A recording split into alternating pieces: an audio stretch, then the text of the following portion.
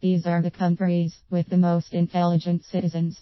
Singapore, South Korea, Japan, Italy, China, the Netherlands, Iceland and Mongolia are at the top of the list of countries with the highest IQ. The list is based on 3-year-old data gathered by the British psychologist Richard Lynn, Finnish political scientist Tatu Vanhanen, who has analyzed IQ studies from across 113 countries, and Dutch psychologist Jelle Wickerts. This is the bombastic headline and beginning of an article published on the Croatian portal of the Vasangelis newspaper.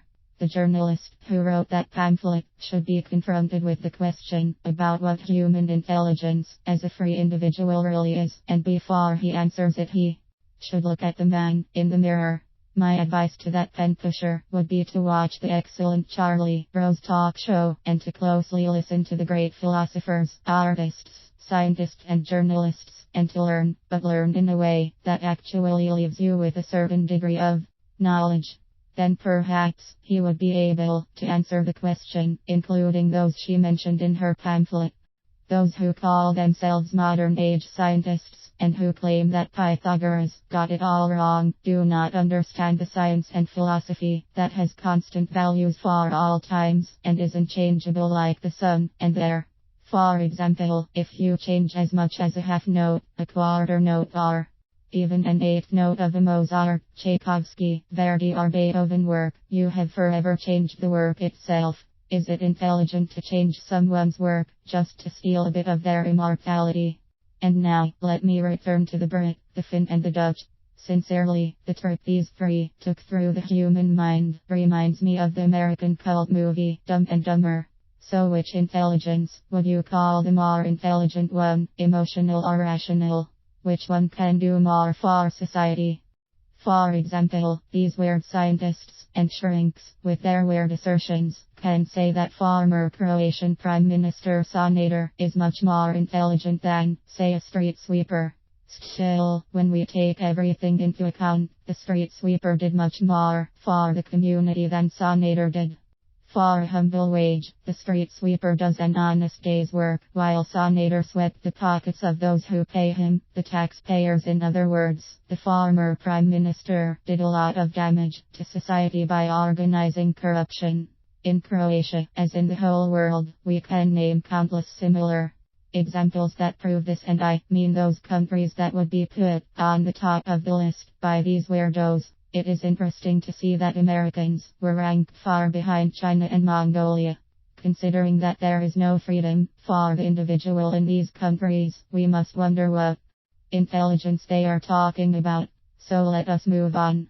Knowing that we are typing on computers that were invented by Americans, and that these computers run on electricity, which was also invented by Americans, and that all those who cannot get decent surgery in case of dangerous diseases in their own countries seek shelter in American hospitals, etc. A sane person should wonder which data sets were used by the psychologists and the scientists to rank human intelligence. Shouldn't they have questioned their own intelligence first? We should keep in mind that the great inventor Nikola Tesla said that he would never have invented the rotating magnetic field and alternating currents had he not come to America.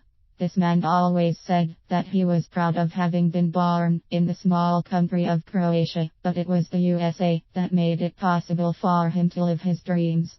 The same was claimed by the man who invented the telephone, Alexander Graham Bell, who was of Scotch origin. Yes, the congenial Tesla humbly said that he didn't consider himself special because he was grateful to the Creator for the gift he was able to share with the whole mankind, which is proof for the existence of an immense energy in humans when they are driven by faith and working towards the greater good. He never once said that Americans are the most intelligent people in the world, but rather common people whom God gave the talent to make the world a better place to live, be it in science, medicine, chemistry, art, or other important areas. He thought that it was very dangerous to claim that some people and nations are more intelligent than others. Allow me to explain. Each individual has the freedom to choose between good and evil. For many honest people, faith is the strongest ally in that battle.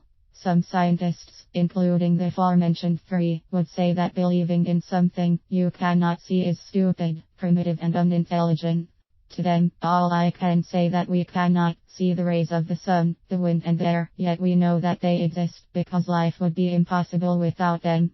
So if you cannot see there, yet you know it exists, isn't it the same with the human soul? You can't see the soul, but you know it exists because it makes humans emotional, and emotions conceive joy, sorrow, yearning, compassion, consciousness, conscience, kindness, love. Some scientists and shrinks would say that the more a person controls their emotions, the more intelligent they become. My message to these is that the moment you become the master of your emotions, you have lost them forever. They don't say for nothing that whenever you are in a horrible dilemma, you should listen to your heart. Write down the thoughts of the moment. Those that come in so far are commonly the most valuable. Francis Bacon. Helping society and community gives you boundless energy. In other words, when the noble idea of creating value for the greater good instead just for oneself is born in a person's subconscious, then boundless energy is created in that person's mind. The main source of that boundless energy are human emotions. Those scientists and philosophers who say that this is utopia should know that, if we only follow cold logic, our journey through the wormhole of the human mind will enter a dead-end street. Right now, I don't want to write about the neurons within the brain, without which we wouldn't even be able to think or talk. All I want is to mention that the moment emotions die, the neurons die with them. Or vice versa. In other words, if we know that neurons are linked to dreams as time capsules, we reach the conclusion that the human mind is a universe in itself, and every human stem cell and somatic nucleus is a planet in that universe. What does it tell us? That the Creator made the universe with the same love and vision He used to create humans, and the order in which He did it is not important, and the purpose is that they cannot do without each other. Many scientists discuss neurons in the context of the nerve system, while I am mentioning it in the context of the emotional system. Do not get me wrong, this is not just wordplay, because those who claim that it's about the nervous system claim that they cannot be renewed once they are destroyed, while I am claiming that it's possible. Only when scientists accept that it's the emotional system, not the nervous system, they will be capable of renewing the neuron. This is the key, not only to determining intelligence, but also to the renewal of the emotional system, or as they would claim, the nervous system. Let's use our time capsule, our neurons, to head into the distant future. When humans achieve spiritual evolution, they will reach the second and third levels. We are on level 1 now, and only then will we be able to better understand nature and ourselves, and travel through the temporal wormhole further into the universe, and it will last as much as the journey through the wormhole of the human mind dreams. So emotional intelligence is dead in the absence of a strong spirit, because it is known that a weak-spirited person easily strays in the thick forest of temptation, regardless of how rationally intelligent they are, because a person without conscience, i.e. emotional intelligence, is like an oilless lamp. In other words, this means that each individual is doing good unto others in his community, country, and the whole world. Humans, as free individuals, should be at the center of it all. Sadly, values are turning into a travesty in the modern world. Compassion, honesty, kindness, love and faith are ridiculed, while cunningness, greed, insensitivity, unfaithfulness and success at any price are glorified, and money, power and glory are becoming the center of every system, instead of the human being. Without the freedom of the individual, there is no free nation. Without humane humans, there is no humane system, because lest we forget, the system isn't created by robots and computers, but by every person, as a free individual.